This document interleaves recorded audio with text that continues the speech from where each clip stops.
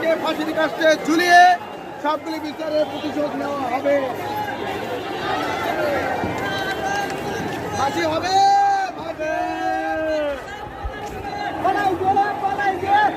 শেখ হাসিনা পালাইছে।